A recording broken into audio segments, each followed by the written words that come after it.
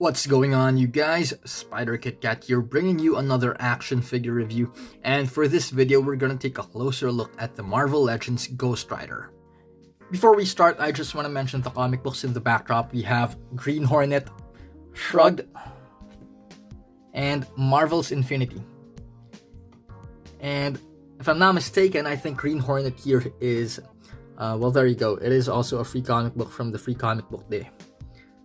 But the main reason for why I mentioned the comic books is because of this particular one, front and center. And the main reason why I bought this is because of these two very specific reasons, obviously. But I am fairly interested with the storyline of this. It's just that I've tried several different search engines throughout the internet, but to no avail. So for those of you who know of any particular link that I might have missed, do leave a comment down below because I will highly appreciate it. Back to the main topic, Ghost Rider. Where do we begin? I do remember buying this 2 years back from the time it was released, although this isn't the first time we have seen this figure. This is just a re-release of the Ghost Rider that we got from the 2015 Rhino Wave, except this one right here comes packed with 4 new things. For starters, he comes with a motorcycle this time. The paint apps for his skull are a sharp contrast to the first release, and I'll let you take a look at that for yourselves. The colorway for the entire body is blue as opposed to the gray one that we got in 2015. And lastly, he uses his chains as a weapon this time instead of it just passively hanging on his torso. Overall, this is still basically the same Ghost Rider that we got from 2015, except that it comes with a few minor changes, which to me significantly made all the difference for the figure. Would I say it's a huge improvement? Definitely. Before we move on to the main figure, let's take a closer look at the motorcycle first. And I know what you're thinking, so don't you worry about a thing. The flames are all detachable. Heck, you can even remove the handles, but that's just for the sake of creating less space for the packaging. And speaking of the packaging, I decided not to show the box because, like all the other boxes, they need to be thoroughly cleaned from all the roach infestation. But believe me when I say that the box is huge. Here are pics from the net on how this looks inside the box. Anyway, going back, the headlight cover is actually also removable, and the wheels are made of a rubbery translucent yellow.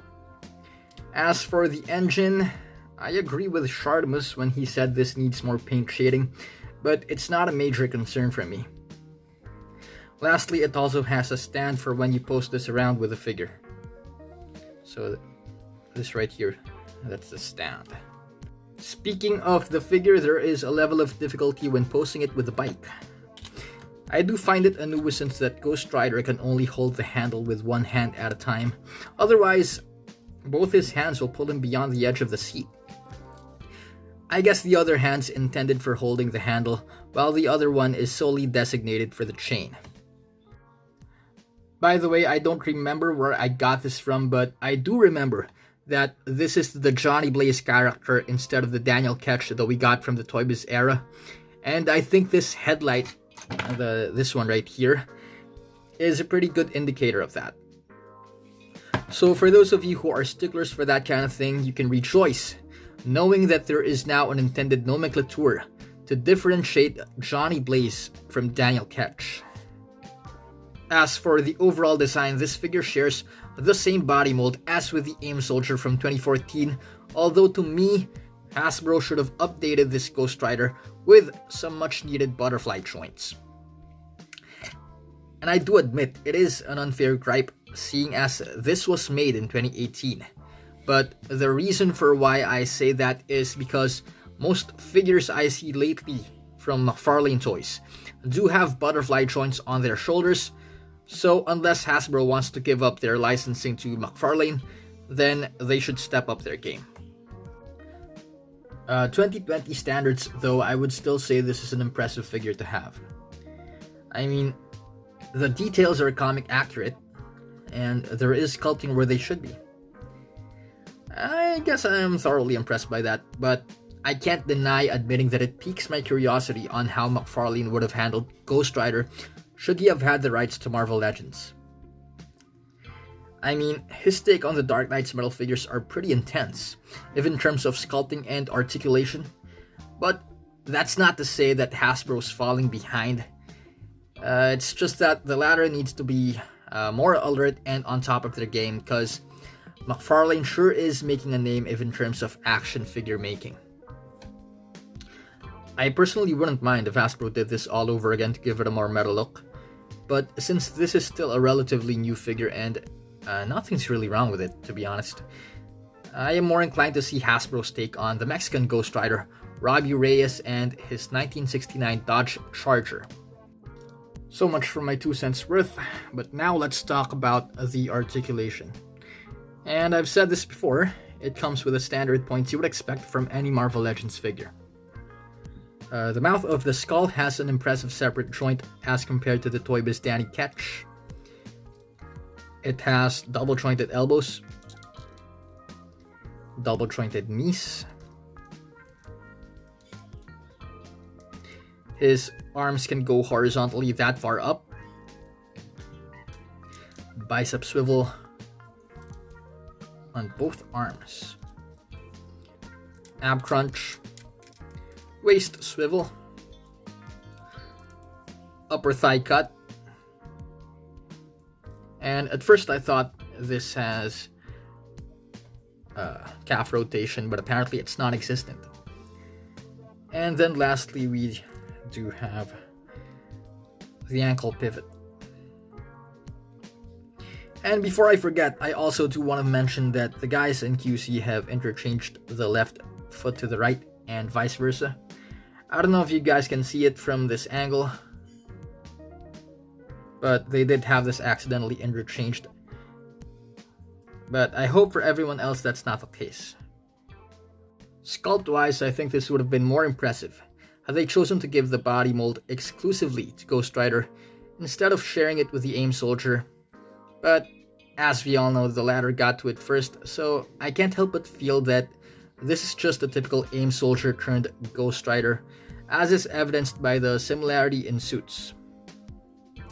If there's any consolation though, I appreciate how the neck and flame effect came out as this one solid piece to further make Ghost Rider here all the more intimidating. So as for the scale, Ghost Rider here stands at about 6.8 inches tall. And I don't know why I'm still using this ruler. It's rather inaccurate, but it's the only one I have around. So we gotta make do with what we have. But if there's one thing to take away from this, Ghost Rider here is of the 6-inch line. So for comparison's sake, here is Ghost Rider next to the Marvel Select Thor. Here he is next to the Marvel Legends Deadpool. Here he is next to Thanos. Here he is next to the Marvel Legends Angela figure. And from the tip of his head, he stands at about the same height as Angela. And then finally here we have Ghost Rider next to the Marvel Legends Scarlet Witch. Overall, I'm giving this figure it's a tough one to call. Let me think about it for a while. I think, all things considered, this figure deserves an 8.6. Sure, I may be biased by my ruling, seeing as how I used to be a big Ghost Rider fan when I was a kid. But you can't deny that Hasbro wasn't joking around when they made this figure. Anyway, that is it for the review. If you guys haven't done so yet, be sure to hit like, subscribe, and hit the notification bell for future videos. I do sincerely apologize that it took me this long to upload. There have been issues on my phone and I had to get it fixed before I could go back to filming, so my future plans of making additional 4K videos have not come to fruition because of that delay. But who needs 4K anyway, am I right? Seriously though, that is it for the video. Again, this is Spider Kit Kat. Thank you and God bless.